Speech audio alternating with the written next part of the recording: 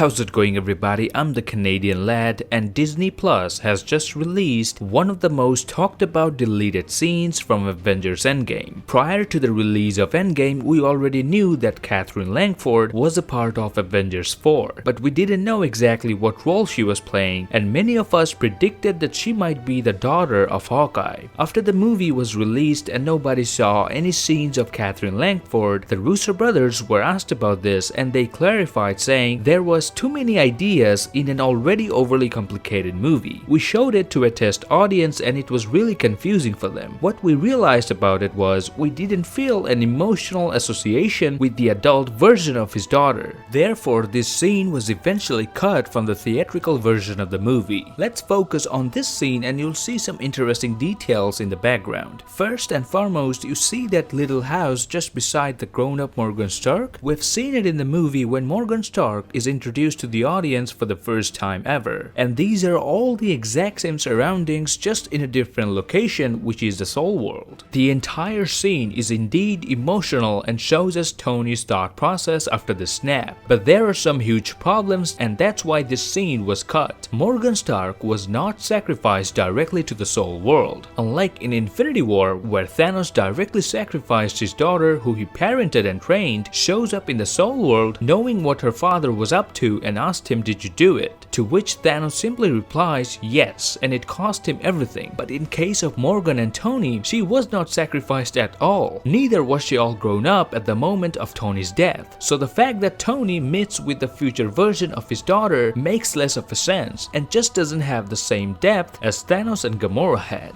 Although this looks like an unfinished scene, but you can clearly see the absence of chemistry between the two. Tony Stark didn't even know who she was, and an adult Morgan Stark was never mentioned in the entire movie. So by showing a grown-up version of her and then coming back to the current timeline would just confuse the audience at best. And that's why the recorded message of Tony Stark works. It explains and gives a closure to everything without complicating the timeline. I give kudos to the Russo brothers who decided to ultimately cut this off from the movie. Another reason given by the Russo brothers was that had they not cut this scene from the movie, the audience would get too many climax scenes, hence confusing the audience. When is the movie going to end? Is it when Tony snaps and everyone kneels down? Or is it when Tony meets his daughter in the Soul Realm and says goodbye? Or is it the recorded message that Tony saved just in case of an untimely death? See, you could only have one or two of these scenes, not all of them together. That just clutters the ending, and that's why the directors decided to avoid that from happening. What can happen at the end of a film this big is you can have ending after ending after ending, and it starts to feel like the movie's never going to end. And then the endings, when you have